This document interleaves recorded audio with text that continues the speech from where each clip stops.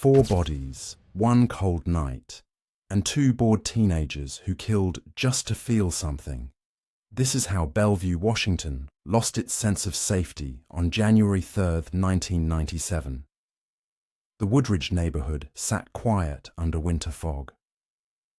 Inside a tidy split level, on 121st Avenue SE, 20-year-old Kimberly Wilson wrapped leftover holiday gifts with her parents, William and Rosalie, while her 17-year-old sister Julia finished homework. Kimberly was home from AmeriCorps for the weekend and planned coffee with friends the next morning before flying back to San Diego. No one bothered to lock the sliding door. Nothing bad ever happened here. At 11 p.m., the bell rang.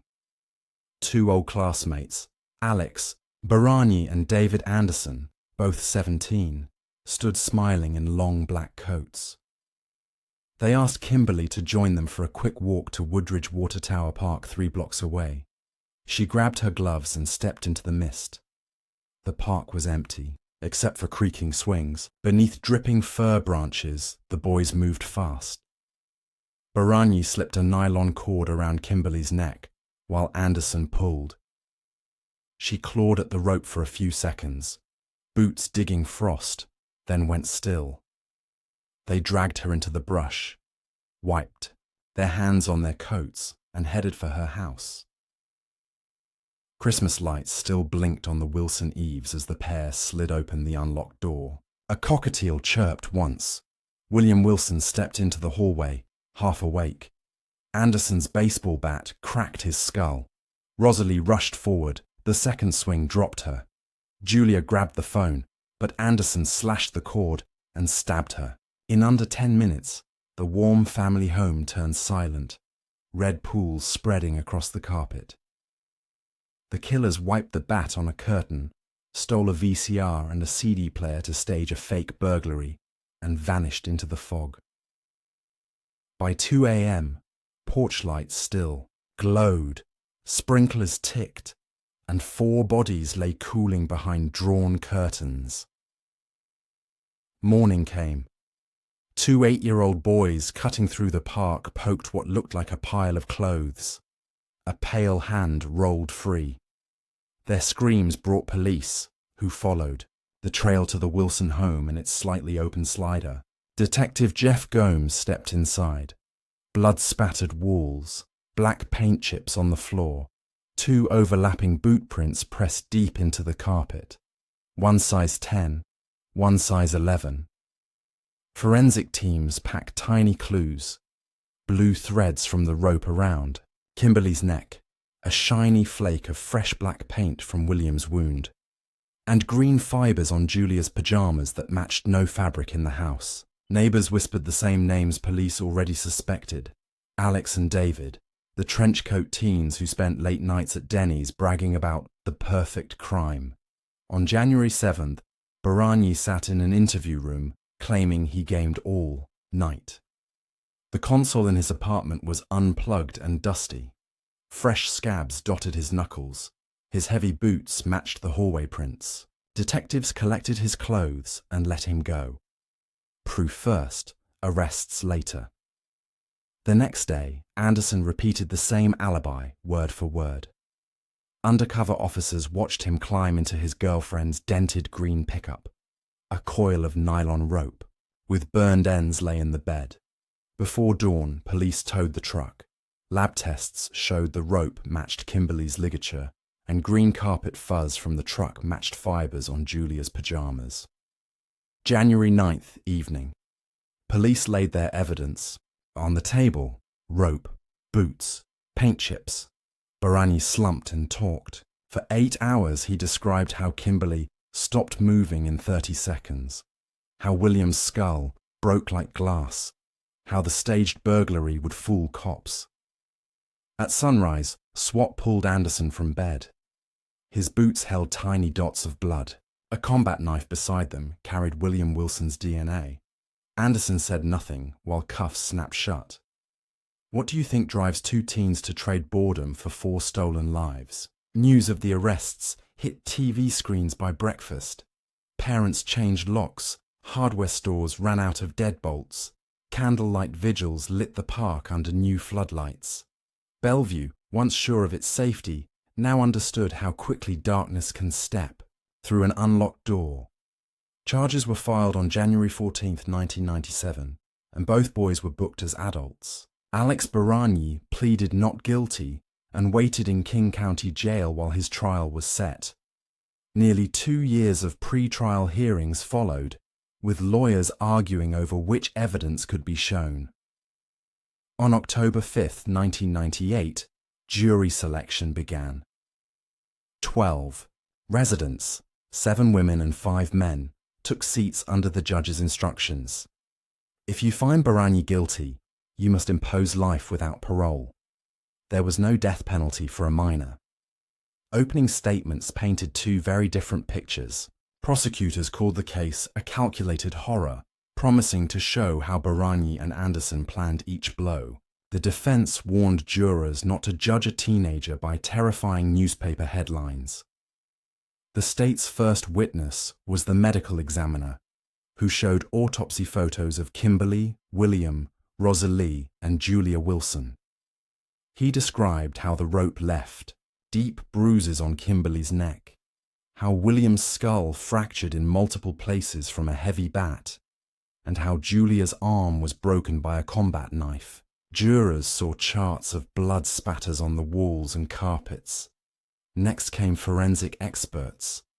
One demonstrated how 2 boot sole patterns, size 10 and size 11, matched Kodiak work boots seized from Baragni and Anderson.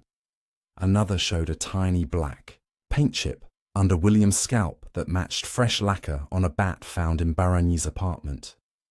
A third expert displayed green carpet fibers from Julia's pajamas and blue strands from the nylon cord, fibers that matched a coil of rope in Anderson's girlfriend's truck. By the 3rd week, the gallery was full of thick binders of lab reports and crime scene photos.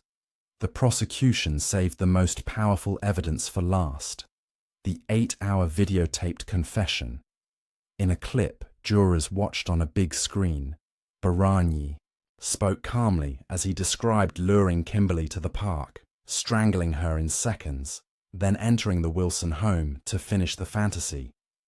He even explained wiping the bat on a curtain and stealing the VCR to fake a burglary. Several jurors sat forward, some rubbed their eyes, others glanced at each other in stunned silence. Baragni's defense called only one witness, a psychiatrist who testified that he suffered from severe depression and detachment. Under tough questioning, she admitted he was aware of right and wrong, and that depression did not force someone to commit multiple murders. Closing arguments summed up the choice facing jurors: a single act of terrifying violence for no reason, or a tragic mistake by a troubled teen.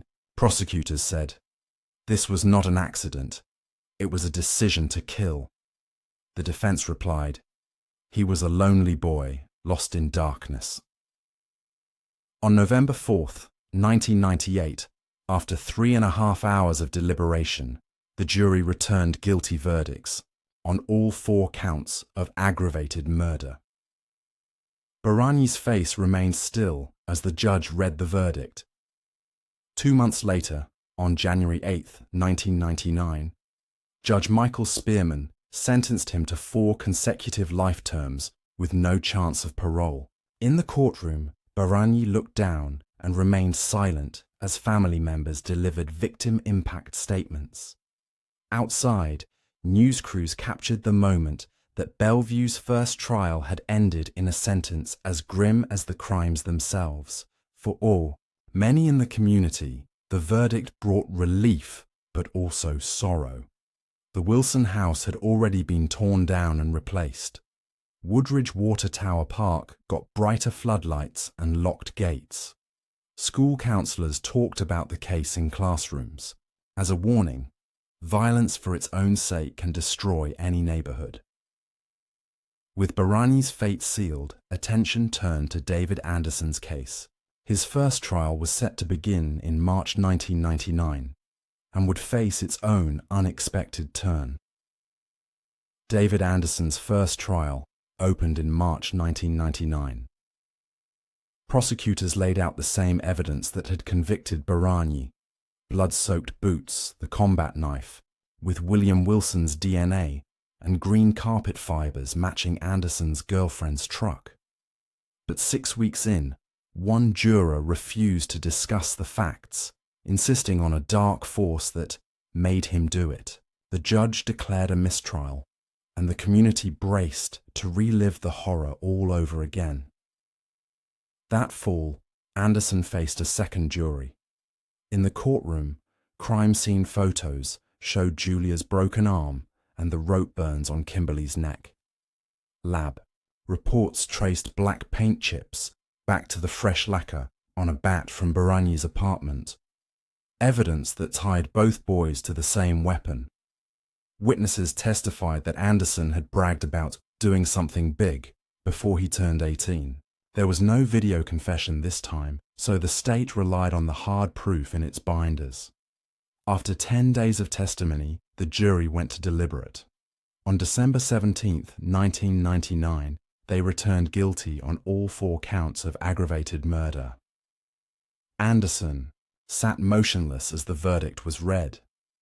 Defense lawyers argued he acted under peer pressure and juvenile immaturity, but the evidence left no doubt. In January 2000, Judge Jeffrey Ramsdell sentenced Anderson to 4 life terms with no chance of parole. When asked if he had anything to say, Anderson looked ahead and remained silent. Family members of the Wilsons spoke of their loss in trembling voices. Outside the courthouse, a crowd gathered under grey winter skies, some clutching photos of the victims, others holding small candles. With both killers now serving life sentences, Bellevue began to heal. The Wilson lot remained empty gardens and flowers, a quiet memorial to 4 lives lost. Woodridge Water Tower Park stayed lit by new floodlights, and locked gates kept late-night visitors out. Schools continue to talk about the case each January, reminding students that words about violence can turn real when nobody takes them seriously. By the turn of the century, the story felt closed. 4 teenagers had taken a family's future for a moment of thrill, and the courts had delivered their final judgment. Bellevue would carry the memory forward in locked doors, candlelit vigils, and the whispered names of Kimberly, William, Rosalie, and Julia, never to be forgotten. With both Alex Barani and David Anderson serving life without parole, Bellevue tried to heal. The Wilson home was torn down and replaced with an empty garden. Woodridge Water Tower Park gained bright floodlights and locked gates. Each January, neighbours still leave 4 white roses at the trailhead, a quiet tribute to Kimberly, William, Rosalie, and Julia. Schools hold classroom talks about the case as a caution. Words about violence can become real. For a decade, the story felt closed. 4 teenagers, 4 victims, 4 life sentences. Then in 2012, the US Supreme Court ruled that mandatory life without parole for minors violated the Constitution. Washington lawmakers passed a Miller-Fix law, ordering judges to review every juvenile LWOP case and consider youth and rehabilitation before reimposing a life term. David Anderson went first. On March 11, 2022, King County Judge Michael Heavey resentenced him to 33 years to life, crediting his age, 2 months shy of 18, and a spotless prison record. That change made him eligible for parole in 2030. Shocked Wilson relatives watched the ruling. They had expected no mercy. Prosecutors appealed, arguing the new term was a de facto promise of release. In 2023, the Washington Court of Appeals agreed and vacated the sentence, sending the case back for a tougher review. A new hearing is set for late 2025. Alex Barani's review followed in October 2024. Psychiatric evaluations still labelled him a high-risk fantasist, but prison counsellors cited good behaviour and educational progress. Judge Jason Poydras, imposed 46 years to life, the maximum the Miller Fix law allows for a juvenile. That means Barani cannot see a parole board before 2043, when he will be in his mid-60s. Those two dates, 2030 and 2043, now hang over Bellevue's annual vigil. Friends and family track court calendars the way others check weather apps. Victim rights groups call for stricter limits on juvenile minimums, while reform advocates argue that adolescence demands a chance at redemption. In Olympia, bills propose capping juvenile minimums at 30 years or allowing judges to exceed 46 years for multiple victims and gratuitous violence. Neither proposal has passed. Meanwhile, Bellevue PD uses the Wilson case in training, a module on thrill-kill typology that teaches new detectives how small clues, boot prints under blood, a paint chip, a rope fiber, can crack even the most perfect crime. The department's Victim Liaison Program, born in 1997 to support distant relatives, now handles dozens of homicides each year, ensuring families never go hungry for information. The Wilson murders reshaped a community, a courtroom, and a law. 4 lives vanished one icy night, and the echo of that terror still influences how society balances punishment, mercy, and the belief that even the darkest choices might one day face the light. Each January, residents brave wind and drizzle too, leave 4 white roses beneath the Woodridge Water Tower, a quiet vigil that has lasted more than 2 decades. Local volunteers set up folding chairs and photo displays, while a small choir from St. Louis Church sings hymns about hope and remembrance. Children who never knew the Wilsons ask their parents why the lights here burn brighter than elsewhere. The community's healing has taken many forms. Woodridge Park installed motion sensor cameras along the trail. Neighbors formed a safety circle, pairing off on evening walks and sharing phone trees for emergencies. Schools include a brief lesson on the case in health classes, stressing bystander courage and the importance of speaking up when someone mentions violence. In 2015, a group of former students created the Wilson Scholarship Fund for Bellevue High, graduates pursuing social work or mental health counseling. Every spring, 2 seniors receive awards in Kimberly's name, turning tragedy into support for those who help others. True crime podcasters and documentary filmmakers still visit Bellevue, drawn by the case's blend of suburban normality and senseless cruelty.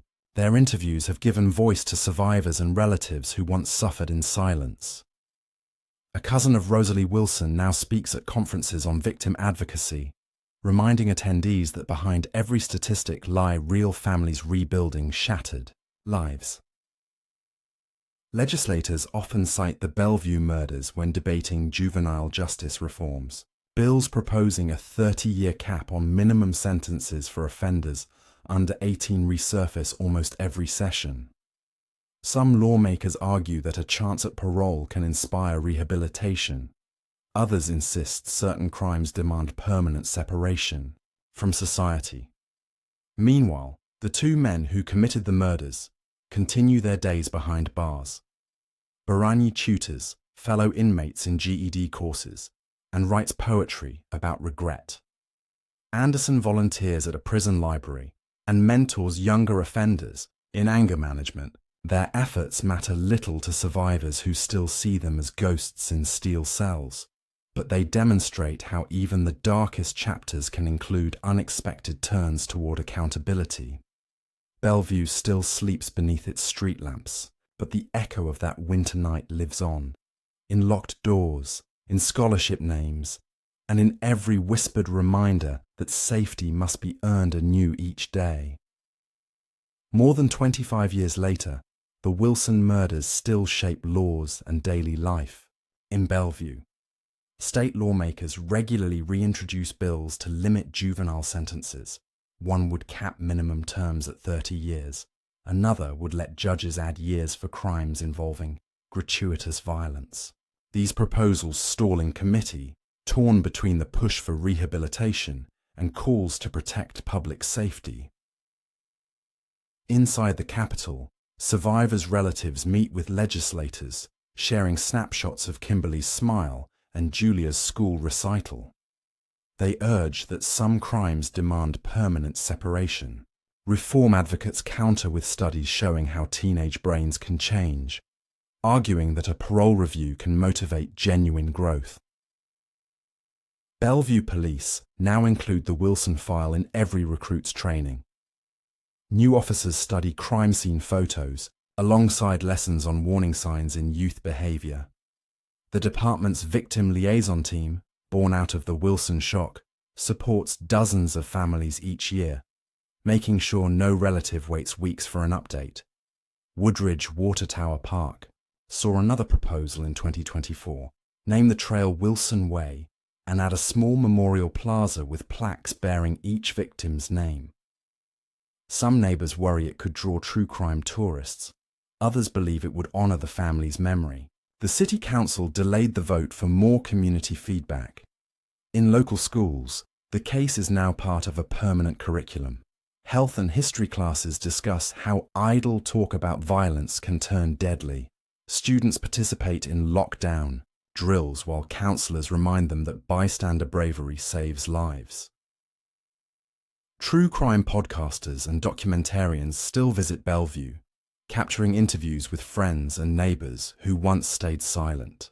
Their work keeps the story alive and often funds the Wilson Scholarship, which awards 2 seniors each spring for studies in social work or mental health counseling. Forensics labs across the state use the case as a benchmark in cold case training. New DNA link methods and digital crime scene simulations owe much to the lessons learned from overlapping boot prints and a single shard of paint. Year after year, neighbors plant 4 small saplings, 2 cedars and 2 maples, along the park path. The trees grow together, their roots intertwining like the community's shared resolve to remember and protect one another. Bellevue may sleep peacefully under its street lamps now, but the echo of that January night remains. Locked doors, bright floodlights, and neighborhood watch groups stand as daily reminders that safety is never guaranteed. It must be earned and defended every day. By summer 2000, the physical scars of the Wilson murders had faded. New houses stood where blood once pooled, and Woodridge Water Tower Park's floodlights chased away lingering shadows. But the legal and emotional echoes continued. In 2012, the Supreme Court ruled that mandatory life without parole for juveniles was unconstitutional. Washington responded with a Miller Fix law, forcing judges to review old juvenile sentences. In 2022, David Anderson's life terms were cut to 33 years to life, making him parole eligible in 2030, alarming the Wilson family and sparking an appeal that sent his case back for a tougher hearing. In October 2024, Alex Baragni was sentenced to 46 years to life, pushing his first parole review out to 2043. Every January, Bellevue marks the anniversary with 4 white roses and candles beneath the water tower.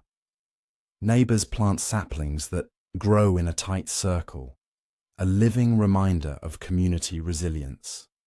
Schools still revisit the case each winter, teaching that offhand talk about violence can have real consequences. Legislators in Olympia debate juvenile justice reforms, citing Bellevue as a cautionary tale. Some bills would cap juvenile minimums at 30 years. Others would let judges extend terms when crimes involve multiple victims. Neither side yet holds. The votes, but the discussions keep the Wilson victims in the public eye. Inside Washington State Penitentiary, Baragni tutors inmates in GED math and writes poetry about regret. Anderson runs a prison library program and mentors younger offenders in anger management, Their efforts prompt mixed feelings. Admirable growth to some, but to the Wilson family they remain the two boys who chose bloodlust over mercy. For Bellevue, the lesson is clear. Safety isn't guaranteed by locked doors or bright lights alone. It demands vigilance, compassion, and the courage to speak up when warning signs appear. The Wilson story lives on in locked gates at the park, in scholarship funds for social work students, and in every locked car and flashlight left by someone patrolling neighborhood streets. Legislators in Olympia debate juvenile justice reforms, citing Bellevue as a cautionary tale. Some bills would cap juvenile minimums at 30 years.